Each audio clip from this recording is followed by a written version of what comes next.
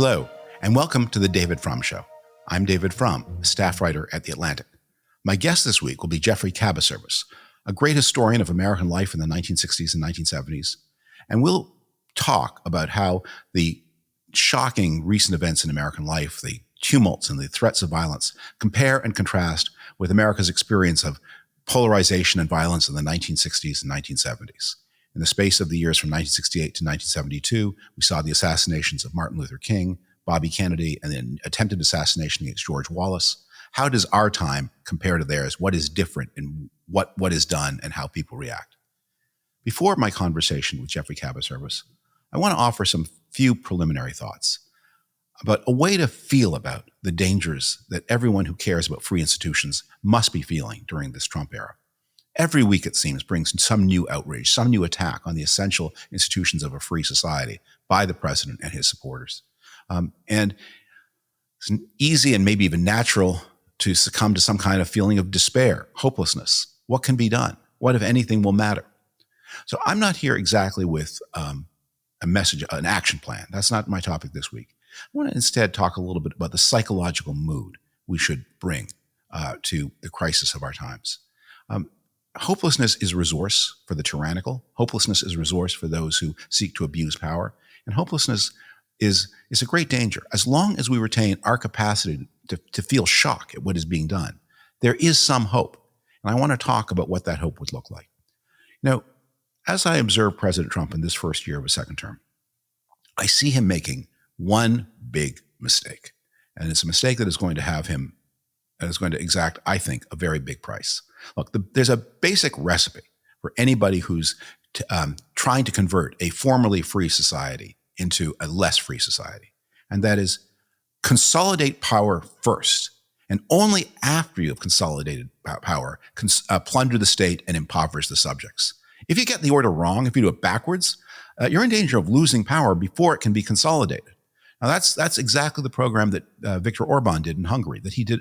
He achieved a lot of economic benefits for the ordinary Hungarian early in his tenure. And that became the basis for his consolidation of power. And by the time things began to go wrong for the ordinary Hungarian, it was a little bit too late for anybody to raise their voice. You can tell a similar story about Vladimir Putin and other kinds of people who've converted more free into less free societies, as Donald Trump seems to be wanting to do in the United States. In Trump's first term, Trump mostly got it right. Trump made important economic mistakes. He got into trade wars with China that crashed the stock market in the second half of 2018. Between the fall of 2018 and the early winter, the Standard & Poor's index lost almost 20% of value. During Trump's first term, Brazil definitively overtook the United States as the world's largest exporter of soybeans and other important agricultural products because of Trump's trade wars with China that resulted in Chinese power and American retreat. But most people remember at least the first 3 years of Trump's first term as good years. And that created a lot of permission for him to do a lot of bad things during that first term. And that created the possibility for him to, and that memory of the 3 good years before the catastrophe of COVID, which he made so much worse by his mismanagement. That memory became a powerful aid to Trump's bid for return to power in 2024. And this time he returned to power with a really clear understanding of what to do and how to do it. This time he surrounded himself not with people who got in his way, as happened often in the first term, but with enablers, people who are determined to wreak his will and more than his will on anybody who stood in his way. And those enablers have done a lot of things for him. In the areas of mass media, in the areas of the courts, we have seen this striking again and again and again. But Trump has been a much worse economic manager in the second term than in the first. He early introduced massive tariffs, which are massive tax increases on everybody, and have driven prices higher and higher and higher. In this, in the present quarter of 2025, we can see that the American economy is seriously weakening.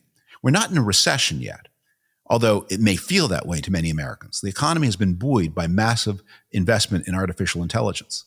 And that investment may continue, and the benefits to the economy of that investment may continue, and we may be able to avoid a technical recession. But for the typical American, things don't feel so good right now. The job market is softening. Prices are rising. And people are noticing the effect of Trump's tariffs in their grocery bins. They are feeling that upon themselves. And they know that Trump did it and did it on purpose. It wasn't a miscalculation. It wasn't the unintended consequences of other acts. Trump is deliberately making things more expensive in order to transfer the tax burden from those best able to pay to those least able to pay. A way to dramatize this point, a figure that I try to keep in mind, is this no tax on tips gimmick that you've heard about that expires in 2028. Over the life of the gimmick, from today until the end of 2028, it will deliver an approximately $30 or so billion of relief to Americans who get the benefit of the tax break over the entire period from today to the end of 2028. In the month of August alone, Trump's tariffs extracted that much money, the same amount of money as the whole tax on tips benefit. In 1 month, August of this year, he extracted that, and he extracted that overwhelmingly from middle income and lower income Americans who are paying more for so many different things. And as we enter the Christmas season, we'll pay more for many more things than that. Every kind of gift, every kind of decoration, even their clothes, the Christmas trees, everything. They will be paying more for all of it. And Trump did that on purpose in order to make them pay the cost of the other benefits he's getting. So he began the process of plundering the state and impoverishing the people before he had consolidated power. Now, how you stop him from consolidating power, that's a trickier matter. But Trump is casting a lot of hostages to fortune. This big multi-billion-dollar digital coin thing he's doing, people don't maybe understand exactly what these coins do or how they work, but they are aware that the president is a vastly wealthier man than he was before he took office. And a lot of that money is coming from foreigners. And a lot of those foreigners seem to have received other kinds of benefits from Donald Trump.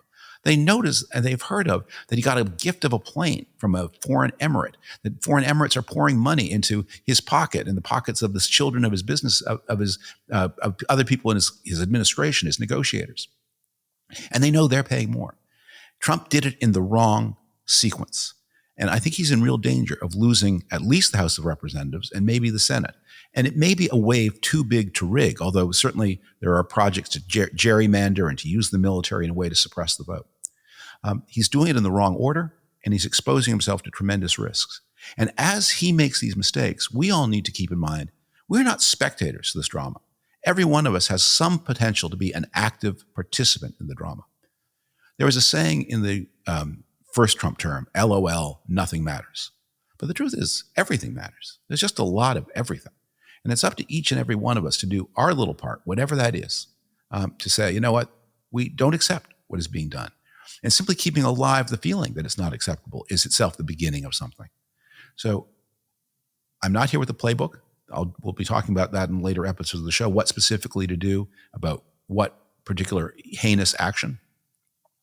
But begin with courage. Begin with self-belief, begin with the determination to act, begin with the determination never to stop being shocked by the shocking, and understand that Donald Trump is making mistakes that contain the potential of his own undoing. He is in a society with a lot of resources for freedom. He's trying to do a very big and bad thing, and he has to get a lot of things right in order to get away with the big and bad thing, and he's doing a lot of things wrong. And now, my conversation with Geoffrey Kabaservice.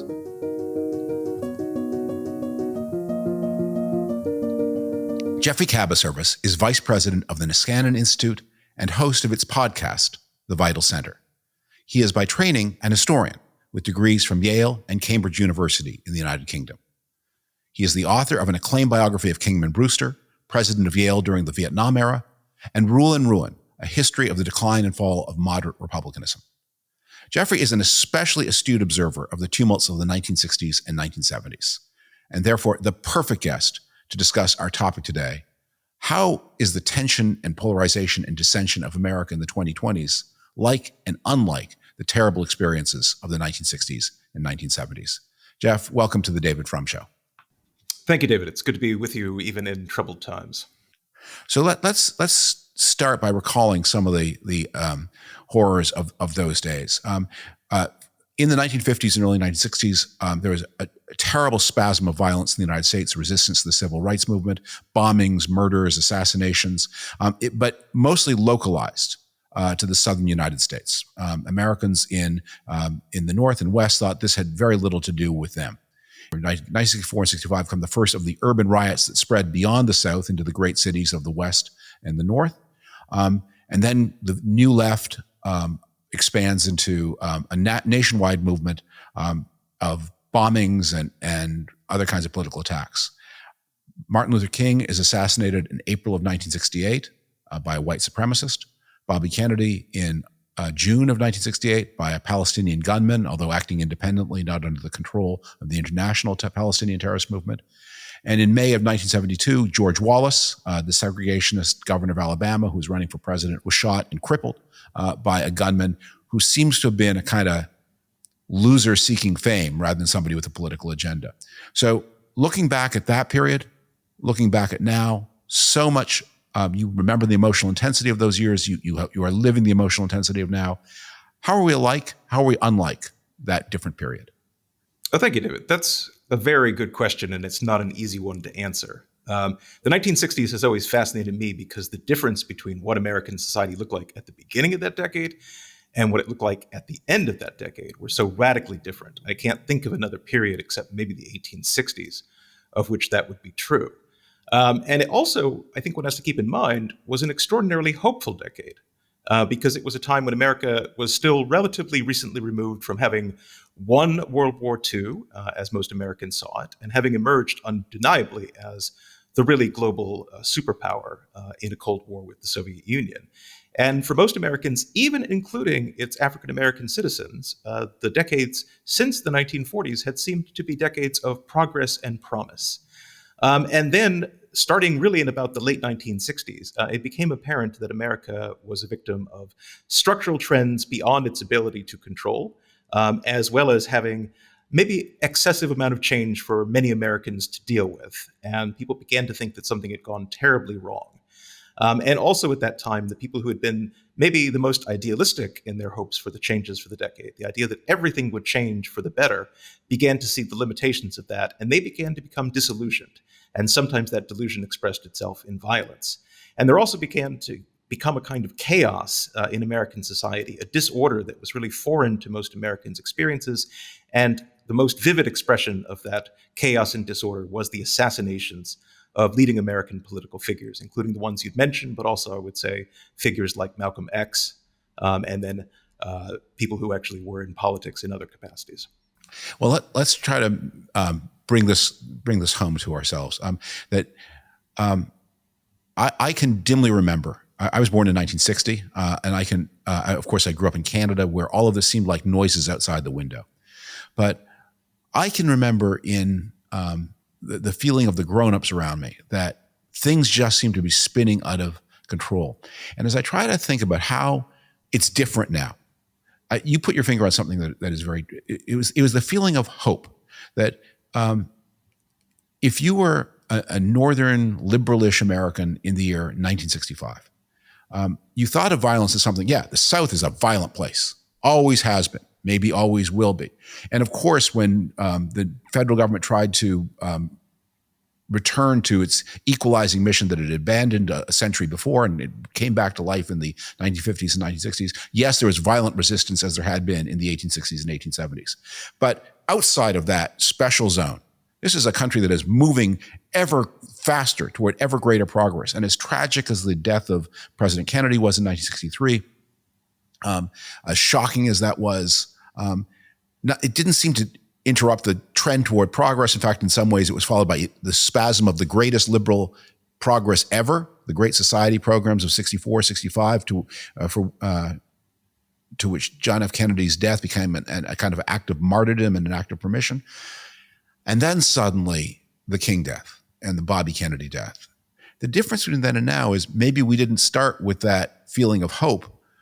It feels like the country's been on a cycle of radicalization that began maybe with the Great Recession, and now worse than ever.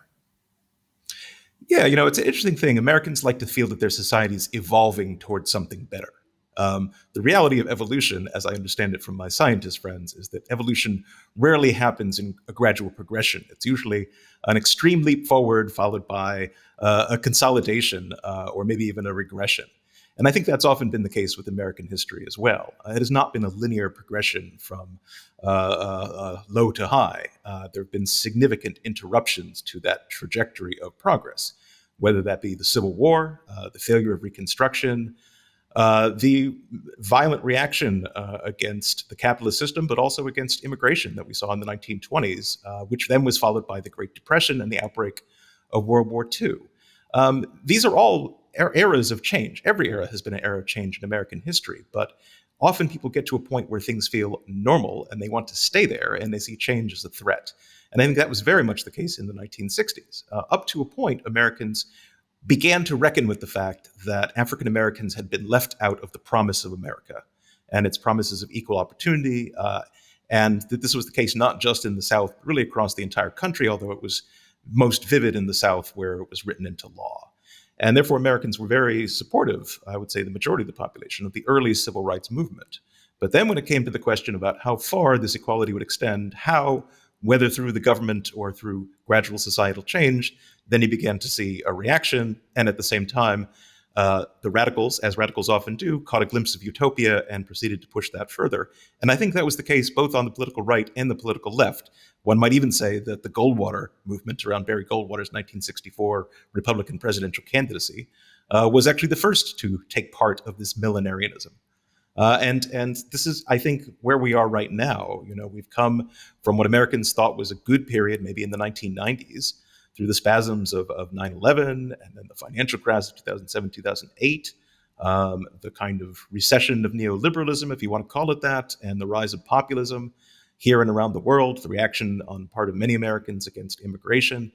And it's a great deal of change for people to sort out, and we're not always sorting it out in wise ways. And again, not to bury the lead here, but we have now seen the assassination of Charlie Kirk, a 31-year-old Republican activist who founded Turning Point USA, one of the great organizers in the Republican Party. And his life has been cut short in such a tragic way, and yet reactions have been quite polarized again, both on the Republican side and the left. We're having this strange debate, I find it strange, about is political violence more common on the right or the left? And the vice president, with his self-appointed mission of, are things bad? What can I do? I myself, I'm just one man, but what can I personally do to make the situation worse? Is there anything I can do or say to make things even more terrible than they are now? Because I don't want to look back on my life as vice president and say, I missed a chance to make things worse. And here's my chance today, just one day but today, this is going to be my chance. I will appear on Charlie Kirk Show. I'll bring one of America's leading spreaders of extremist, deranged conspiracy theories, Tucker Carlson, along with me, and we will say, what can we do to make it worse? And one of the things he did to make it worse was issue and emphasize again and again that it's a statistical fact that political violence is more common on the left than on the right. And I listen to this and think, how would you even make such a statement? Because when people try to, and we're seeing now all these charts, you've got three variables, all of them completely subjective. What is the extreme left? What is the extreme right? And what is political violence? Look, if somebody shoots up a campaign office because he hates Democrats or Republicans, that's obviously political violence, probably, unless he's a schizophrenic and mistakes the campaign office for a confederacy of demons out to get him. But if somebody shoots up a school because he hates women, is that political? Sort of. Yes, no. If somebody shoots up a church to make a statement about immigration, is that political? So you've got that's one undefined variable. What is political violence? And what's the right and what's the left? The man who shot Bobby Kennedy in June of 1968 was a Palestinian nationalist gunman, acting, as I say, for Palestinian reasons, but without direction. Is Palestinian nationalism a left-wing or a right-wing movement? It's anti, it often uses the language of the left, but it's also a kind of blood and soil nationalism driven by reactionary social ideas. So maybe it's right. I mean, you just see, once you begin to really press on this, when we have an impression that 68 to 71 was a moment of left-wing violence, and the anti-desegregation violence of the 50s and 60s was sort of right-wing. But Arthur Bremer, the man who shot George Wallace, was he right-wing? Was he left-wing? Was he neither? Was he both? Maybe he's outside these categories. Yeah, I completely agree with you that no political persuasion has a monopoly on political violence. no group, no set of individuals. Political assassins are, by their definition, unusual figures throughout the course of history.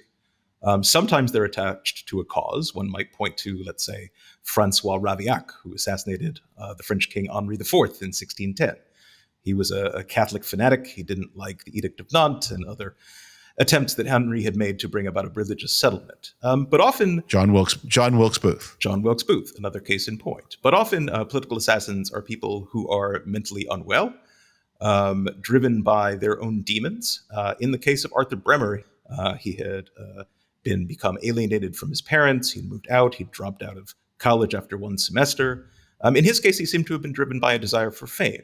He initially wanted to assassinate Richard Nixon when he was on a visit to Ottawa, Canada. Fortunately, the Canadians did the United States great service by having too tight security to allow him to get close to Nixon. But eventually he found his chance and shot George Wallace and paralyzed him in, I believe it was Laurel, Maryland in 1972.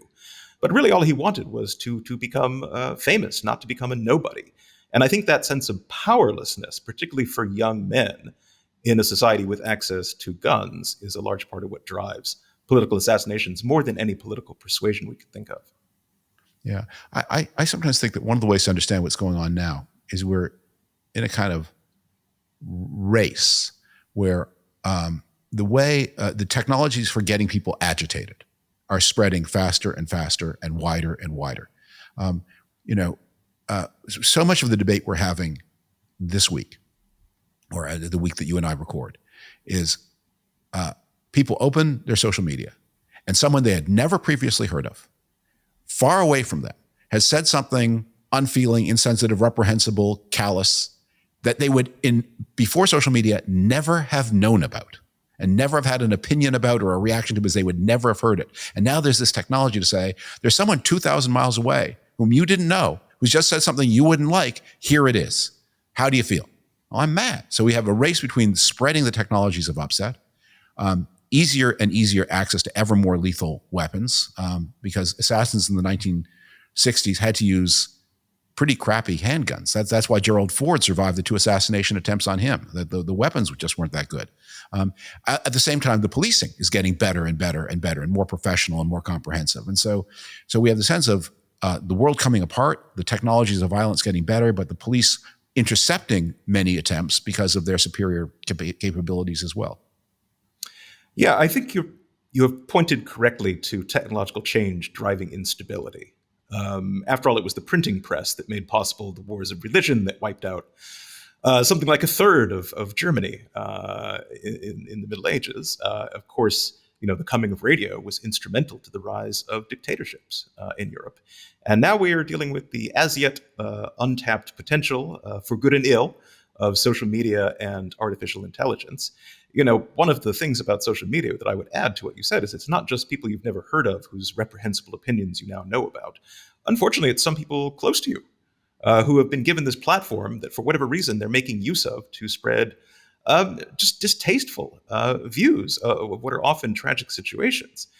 So it's pushing us apart. And I suspect in ways we haven't really delved into that social media may actually be what's driving immigration from the less developed countries to the developed countries, because people can now see for themselves people much like themselves living much better lives away from the country of their origin. So we're struggling to deal with this technology, and we're also struggling to deal, I think, with the fact that social media brings out often the worst aspects of us humans, and it blinds us to the better aspects. And there are bad actors, foreign and domestic, who sometimes are creating this thing. I mean, many of the things you're seeing aren't even real. That is, they're not human. They're real because they exist, but they're created by a program, an algorithm, and brought to you by an actor, a bad actor, foreign and domestic, who wants to work on you and people like you. One of the ways we can see how things were different is to look back at the movies that come to us from the period, the late 60s and 70s, and see how dark they were. And their message is one of official indifference and corruption. The cities seem to be decaying. Death Wish, the Charles Bronson movie, in which Charles Bronson is radicalized by an attack on his family, and he becomes a vigilante assassin and guns people down.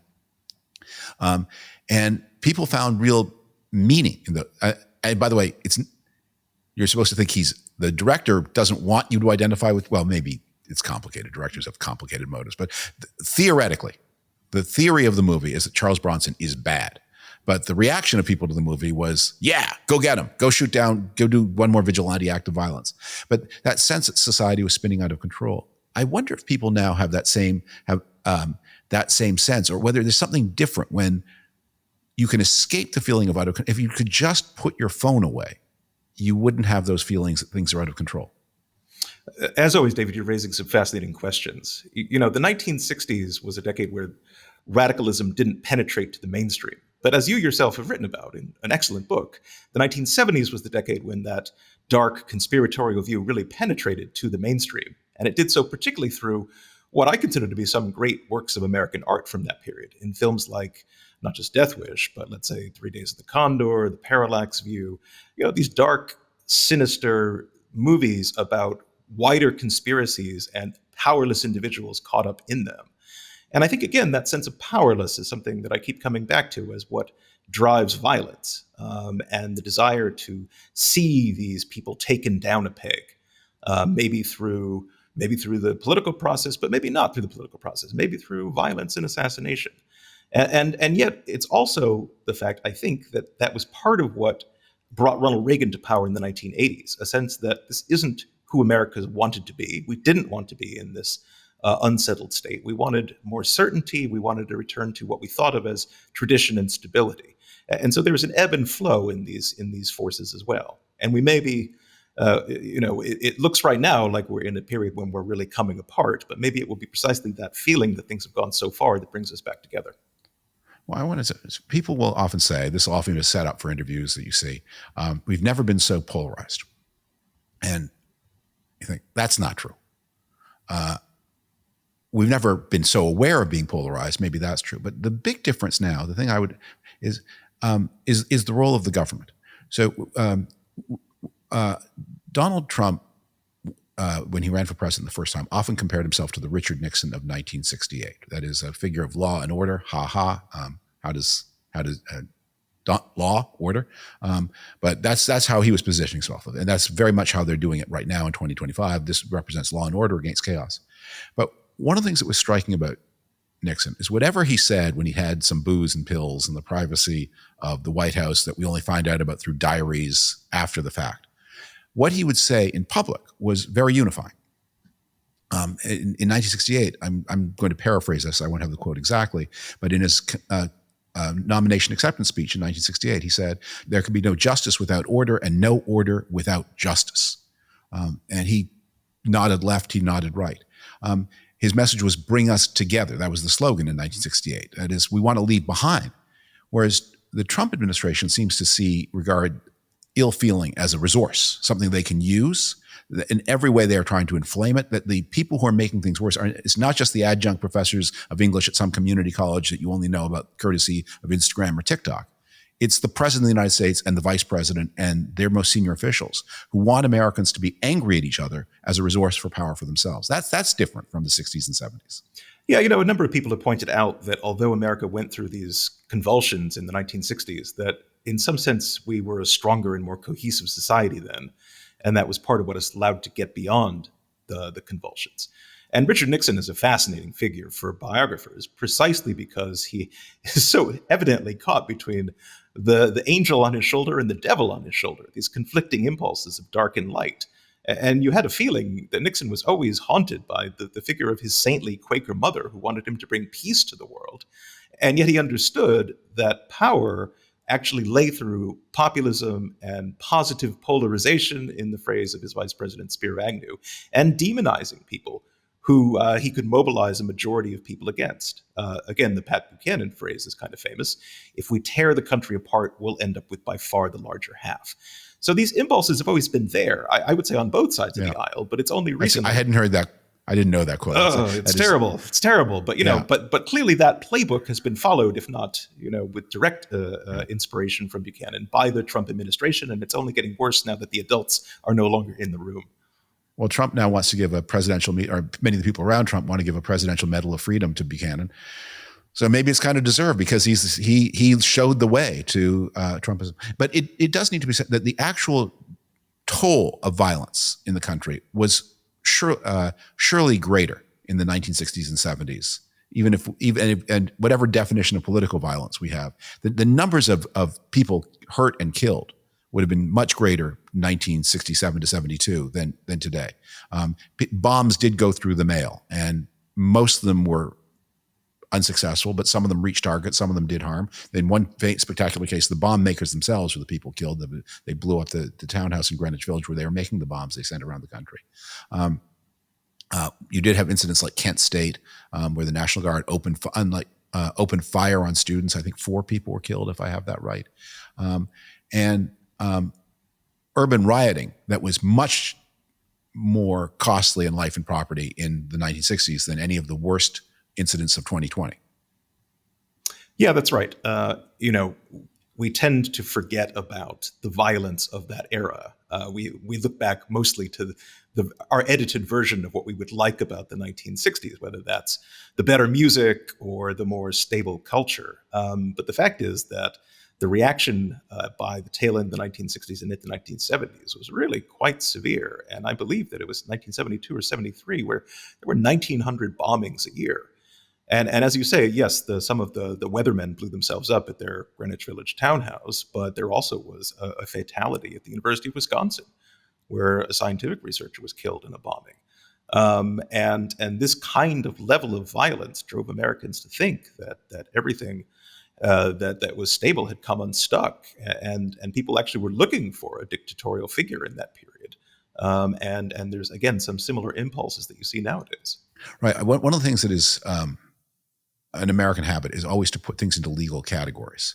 And the question is, so we've had this flurry where the Attorney General said hate speech is not free speech, and many of the people around Trump have suggested that people who say things they don't like should be put in prison. And obviously, that's completely unconstitutional. They may still try, but it's completely unconstitutional. It's illegal. American law is quite clear about how wide the bounds of speech that is protected from government retribution is. But we're also human beings, and that doesn't. The fact that someone can't be arrested or prosecuted for saying something hateful doesn't mean that you have to say, well, I disagree with your. I personally am going to go out of my way to not react to what you just said, because we also have human reactions, and there's this whole social realm, and that's really where a lot of the fights took place. I mean, the moments between 2014 and 2022, and what, for lack of a better term, cancel culture seemed to be at its zenith, were moments where in liberal institutions, people who were further left sort of used judo powers against people who were less far left in hope of both punishing people they didn't like, but also asserting control over the institution, changing the way universities worked, changing the way art institutions worked, changing the way publishing houses worked. And for a time, it seemed pretty successful. Now we're watching the counterpart of that, where people on the right are trying to say, look, maybe even if I can't put you in prison for speaking unfeelingly of the death of Charlie Kirk, perhaps I can cost you your job, especially if you work in some kind of governmental institution. Yeah, David, we're living through a period when liberal democracy is under threat and under stress, not just here, but all around the world. And I'm reminded of a G.K. Chesterton quote that you may know about Christian idealism. He said, "It hasn't been tried and found wanting. It has been found difficult and left untried." And liberal democracy is a very demanding creed, and it's one that's very hard to live up to, because I think we're fundamentally tribal creatures. We want what we want, and we want to bring pain and punishment to our enemies, even as we bring good things to our side. And this means that many people who profess a belief in liberal democracy just often don't uphold the creed or live up to it. And that's what cancel culture is about. It's trying to change the norms of civilized society in a way to punish your enemies, whether through the loss of their jobs or loss of their associational status or expulsion from university or whatever. And yeah, we've coming to the end of a period, one hopes, where we've seen a lot of this cancellation taking part from the left. And unfortunately, this is a moment when the right is just trying to imitate the left in its illiberalism. And what we don't have, that I think we did have in the 1960s, was a group of prominent leaders who could hold themselves to that more demanding creed and implore Americans to live up to what they know to be our best ideals. Right. And the central text is the speech that Bobby Kennedy improvised in April 68 in Indianapolis on the night that Martin Luther King was killed. Maybe the greatest improvised speech in American history. And you can watch it. It's actually you miss the first couple of seconds, but somebody had the wit to turn the camera on, so it was caught in the strange Kodachrome color of those days. And when she said, we have to ask ourselves, what country do we want to be? Do we want to find peace? Do we want to find rage? And who talks in those terms today? Nobody, certainly nobody in the Trump administration talks that way. Yeah, I can't think of anyone in American life, frankly, who would quote Aeschylus to a largely working class and African American crowd of people and use the insight of the ancients and the pain that Kennedy himself had felt, the loss of his brother, his brothers, as a way of bringing peace and order. Yeah, well, the thing about that Aeschylus quote, I won't have it exactly, but it was something like, pain falls drop by drop upon our heart until through the awful grace of God, I think is the phrase he used, we discover acceptance and submission to God's will. Now, I'm sure I bungled the quote, but it was not something that he just happened to have in his pocket. That had been a phrase that he had been thinking about the death of his brother for 5 years, or nearly 5 years at that point. And he had been writing about it. And that phrase had been the talisman that he had found. And it was just in his mind all the time. And it's an extra. I'm not even sure if it's an accurate quote from Aeschylus. Actually, I should have looked that up before we did this podcast. But that, at this point, you might as well give it to Bobby Kennedy, because that's how we know it, is through him. And it's so powerful. That music, who can sing that music? I mean, I think there's some people at the state level who try, some people in positions of private responsibility who try, but it is kind of a sobering thing. And maybe this is why we feel that things are spinning out of control. Even though there's less violence, it's less chaotic, you can avoid a lot of it by putting away your telephone. It's the leaders of the country who are the people who are most grimly trying to make things worse when they ought to be trying to make things better. One of the people that I wrote about quite extensively at the beginning of my scholarly career was John Lindsay, who was the Republican mayor of New York. Well, he later became an independent and ran on the liberal ticket. But he was mayor of New York on the night that Martin Luther King was assassinated in 1968. And his response was to go to Harlem with barely any kind of security and talk to the people in the crowd, try to persuade them that he shared their horror and sorrow, that the powers that be were listening to them, and that it was in the interest of everyone that they not give in to the urge to violence and revenge. And Lindsay then went on to become really, I think, the guiding voice behind the Kerner Commission, which came out with its famous warning about America dividing into two societies, one black, one white, separate and unequal. And there was a speech I came across from Lindsay in that period, more or less, where he pointed out that the Kerner Commission was one of several elite commissions in that era, most of the members of whom were white, male, Christian, straight, successful. And they came to some surprisingly radical conclusions, not because I think they were infected by radical chic, but because, as Lindsay put it, change doesn't come from calling for change. It comes from a society where both the leaders and the participants and the average citizens are engaged in the long, difficult struggle to try to bring a society in line with its professed ideals. And I think that's what's missing right now, that we've given into tribalism, we've given into the urge for revenge. We're not looking to the wisest among us and cooler heads in this particular moment. Yeah. A crime from that period that I think is reminiscent of what is happening now. There are people who admire Charlie Kirk more than I do, who want to compare him to Martin Luther King, which is not accurate, to put it mildly. But he is, I think the figure from that period, he reminds me more of as Malcolm X, a person who also was capable of great eloquence, great power, meant a great deal to many people, who also said reprehensible things, is not an uncomplicated character, is not someone, you don't do him justice when you try to idealize him into something that he wasn't. You have to take him as he was. There were obviously great talents, as there were with Charlie Kirk, and there were great flaws. And murdered in a way that, again, in a very public setting, in a way that was witnessed by many people and was terribly shocking and dismaying, and became a kind of complicated martyr in a way that I think Charlie Kirk will become a complicated martyr. But this is maybe the core of the wisdom that some of the Charlie Kirk, the collective, what happened with Malcolm X is we've sort of have domesticated him. we've brought him into the American story. There's a movie made about him that sort of suppresses some of the darker aspects and highlights, well, he was in a process of change. He was going to become a different person, maybe. That emphasizes the quotes that were empowering and uplifting and suppresses the parts that were bigoted and defamatory. And we pull him into the American story by tidying up a little bit. And maybe that's what's going to happen with Charlie Kirk. The comparison of Charlie Kirk to Malcolm X has occurred to me as well. And obviously it's not exact in so many ways. But, as the saying goes, history doesn't repeat itself, but it does rhyme. There was considerable speculation that Malcolm X was killed precisely because he was moving in a direction towards liberalism and some kind of integrationism. And therefore that was a threat to people further to his extreme, who therefore removed him.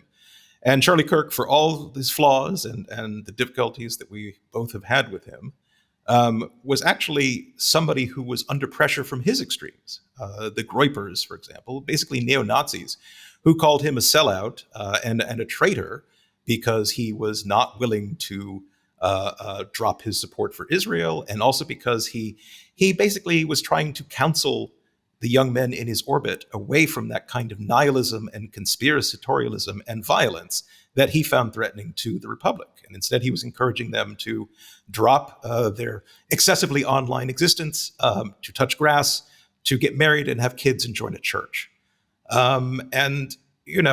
It's fascinating to me that the response to Malcolm X on the part of good liberals was actually pretty similar to their response nowadays to Charlie Kirk. There's the line from the Phil Oakes song, "Love me, I'm a liberal." These people who shed copious tears when John F. Kennedy was assassinated, when Medgar Evers was shot, and yet would say, well, Malcolm X got what was coming. He got what he asked for this time. I think there's a lot of that reaction to Charlie Kirk, and it really obscures our humanity. There's a line in Shakespeare that if we got what we deserved, who would escape whipping? You don't get at we're very flawed creatures, all of us, every one of us. We all want to be treated a little better than maybe we deserve. We want to be treated as our humanity entitles us to be treated, not as our faults called for. We don't want to be judged by, that's such a standard. Where would you be? And I think one of the things that I think we all need to think about is, if you didn't admire Charlie Kirk, think about someone you do admire. And if they met this terrible end in front of the world, on film that their family would see, their children, in this gruesome way, what would you want your neighbors to say? That's what you should say. Yeah, we all should hope for that kind of charity, but we are likelier to get it if we extend that charity to others, particularly those with whom we disagree most intensely. And that is difficult. And that's where institutional supports come in. That's where norms of civilization and democracy come in. That's often where religion comes in as well. But it's difficult. It runs counter to our nature. The spasm of violence that of anti-war violence was of 68, 71, 72 came to an end when the draft ended, the Vietnam War ended, when the economy got a little softer, and so it was just people began to think a little harder about questions about how do I as a soon-to-be college graduate, how do I personally make a living, not assuming, as you did in 67, that there would be no problem making a living. And it did seem to bubble down. And then Watergate was this kind of catharsis, after which you had leaders who were less polarizing than Richard Nixon was, Gerald Ford and Jimmy Carter. And the society seemed to put it out of its system for a time. What would be the equivalent today? How can we imagine, if we are looking back on 2025 from the perspective of 2030, and we tell a good story about how America sort of calmed down? What would that look like? Do we have to ban TikTok and break the algorithm? What would be the way by which we came to a kind of greater sense of social peace? People who spend most of their time looking backwards are very poor guides to what's going to happen moving forwards. And to be honest, we don't even really know what brought the cycle of violence to a close in the 1970s. Student campus unrest came to an abrupt end after the Kent State killings. And most of America actually was on the side of the people who did the shooting rather than the people who were killed. And I think that was sobering. Richard Nixon's landslide re-election in 1972 was quite sobering to the left, some of whom reacted in violence, but others of whom retreated, I guess. And some of whom then tried to think about better ways to reinvent the Democratic Party and liberalism in a way that would make it more broadly appealing. And, there's also the fact that the United States in the late 1960s was coming to the end of its monopoly position, so to speak, when much of the developed world lay prostrate from World War II. By the late 60s and early 70s, you had other countries being able to produce more efficiently and at lower cost, and in some cases better than the United States could. And this was what led to the Rust Belt and our industrial decline. And I think a lot of people looking from 15, 20 years in the future will think to themselves, why didn't Americans take the threat of China more seriously? I'm not saying whether we're in a Cold War or should be in a Cold War with China, but we've allowed China to really pass us by far in its manufacturing capability, its defense capability. And they'll think, why didn't Americans actually see that it was in their best interest to preserve the way of life that benefited them so much, to be on the forefront of technological and scientific breakthroughs, to come together as a country from both sides, both partisan parties, to really invest a lot of resources in keeping ahead of that all-important race. I think the answer to whether the future will be happy or unhappy depends on whether we can actually see these larger interests or not. Yeah, I think there's a kind of stripped down, simplified, streamlined version of American thinking about history that goes like this. Well, the revolution looked pretty grim. The United States was fighting against the odds, but there was George Washington, and so everything turned out all right. And the Civil War could easily have been lost or gone, but there was Lincoln, so everything turned out all right. And the Great Depression, World War II. So I guess that's it. You got lucky 3 times. I guess we're always going to be lucky. And it may be that one way to look at it, like I say, at exactly the moment that as you say, the challenges were needed, the United States had leadership that divided the country against itself and alienated the United States from its friends. And that made a big difference. One of the teachers who had the most influence on me was a historian whom you may know, Conrad Russell, who taught the 17th century.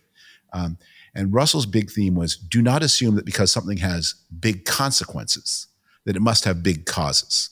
That often things that could easily have gone different ways happen and that have large and enduring consequences.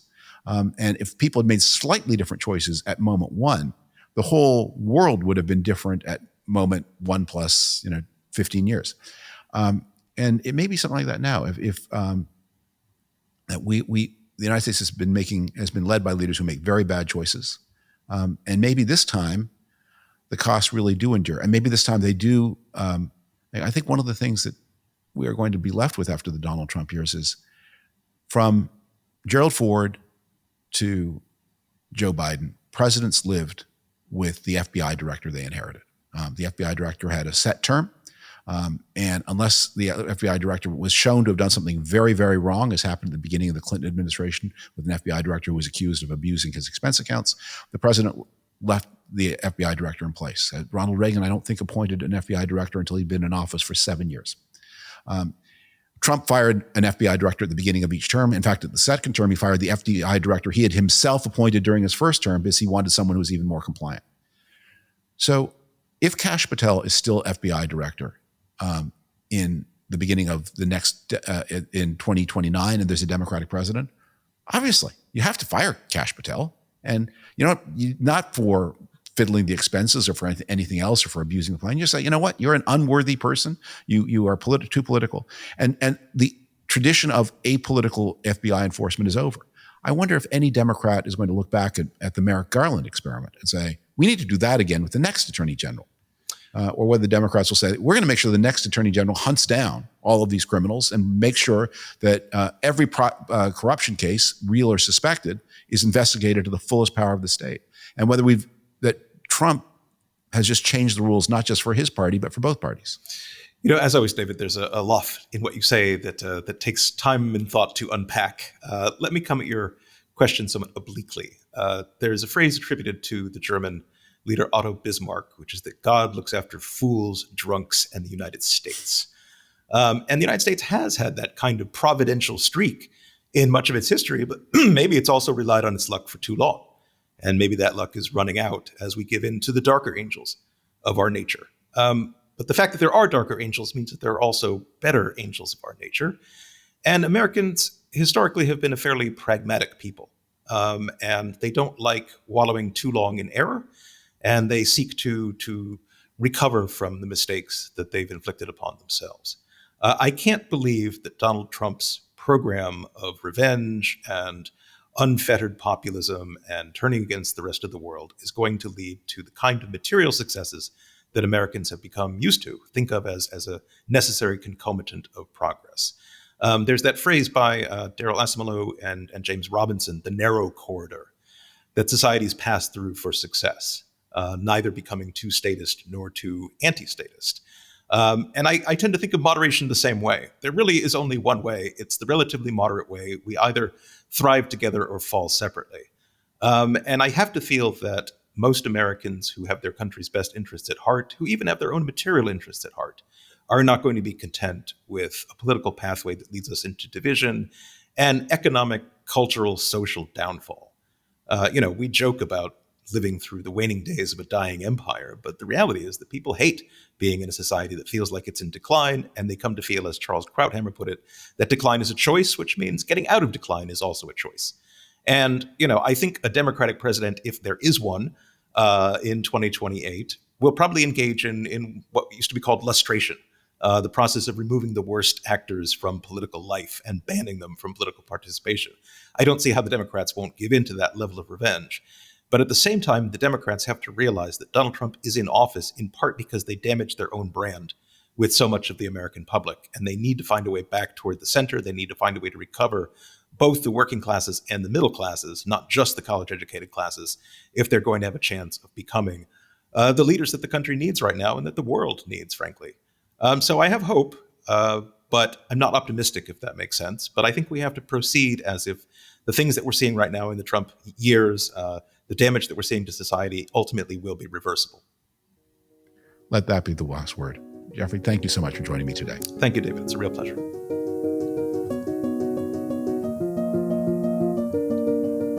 Thanks to Geoffrey Kabaservice for joining me today.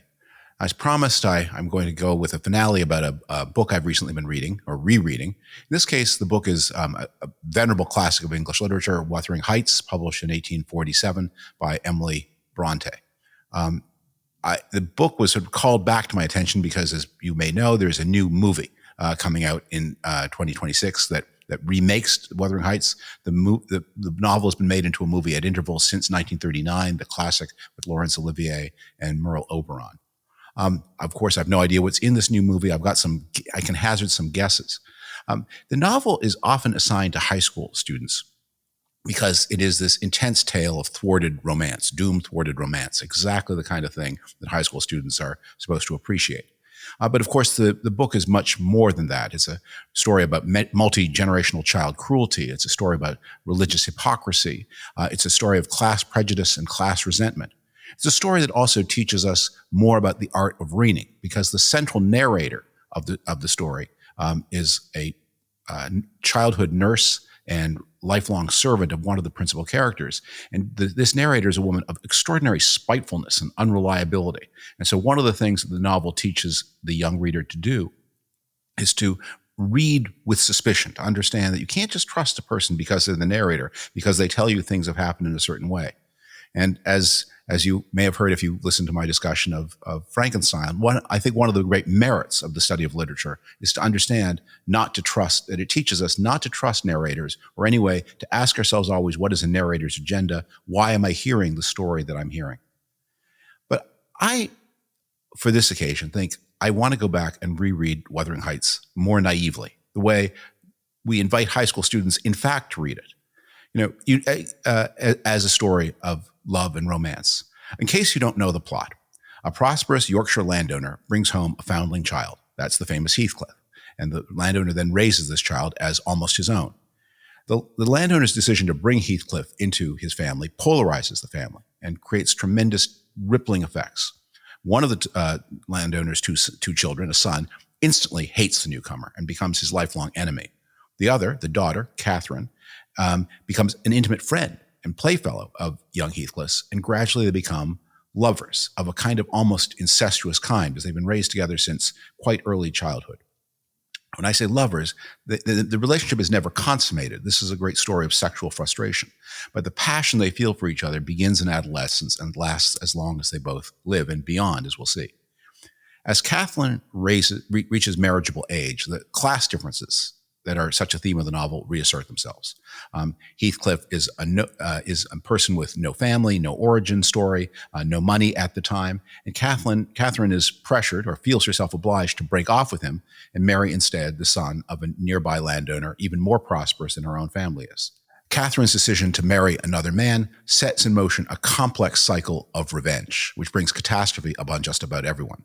Ultimately, Heathcliff marries the sister of the man Catherine marries. So the former semi-incestuous Heathcliff and Catherine are now bound together in another complicated brother-sister relationship, each married to a brother and a sister of this other neighboring family.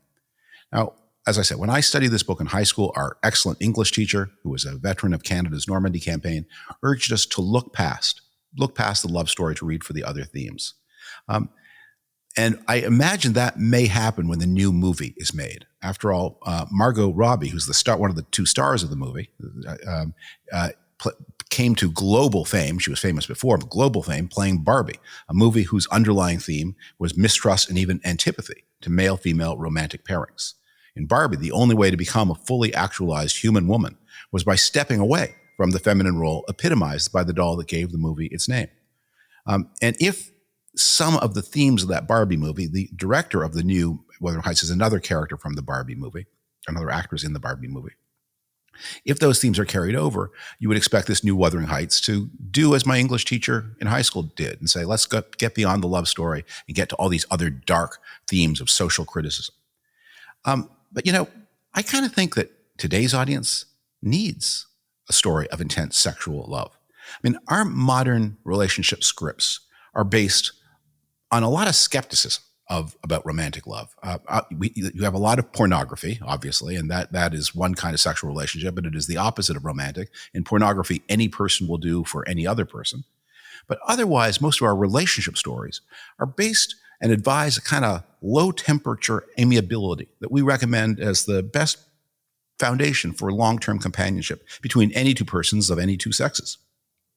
The idea that a man and a woman might choose one another once and forever and suffer and die if they cannot have that exact person that they chose.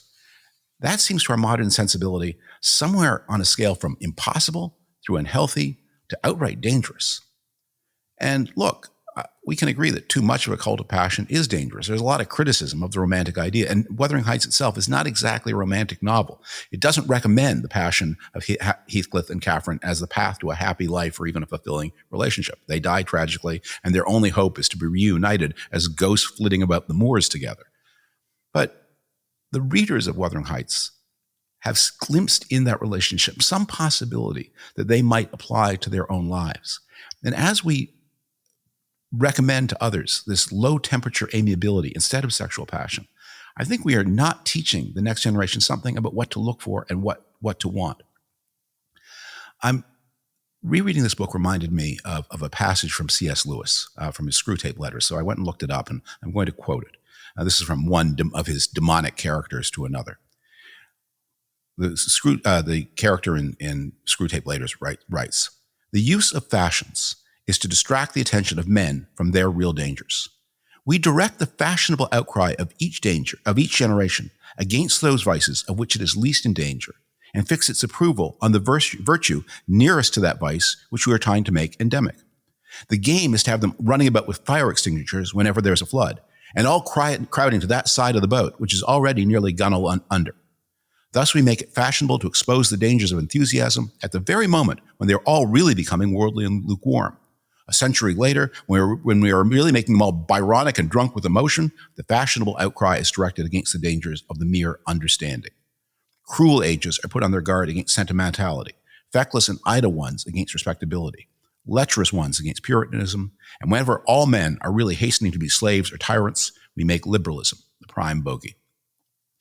We're in an age where sexual passion, the call of man to woman, of woman to man, they're deeply mistrusted. It would be an antidote to read a book from a different era that shows us a different possibility. I think our movies may, however, provide us more of the sickness we're struggling from and less of the antidote we need. So unless I'm grievously mistaken about the direction in which the new Wuthering Heights movie goes, go back to the original, read the book, and feel a pang of sympathy, understanding, and admiration for the doomed Heathcliff and the doomed Catherine. Thank you so much for joining me today on The David Frum Show. Thank you to Geoffrey Kabaservice for joining me. I hope you will share and listen and subscribe on whatever platform you use to view or listen to this program. Please remember that, as always, the best way to support the work of this program and of all of us at The Atlantic is by subscribing to The Atlantic. I hope you will consider doing that. Thank you so much for viewing and listening. See you next week. Goodbye.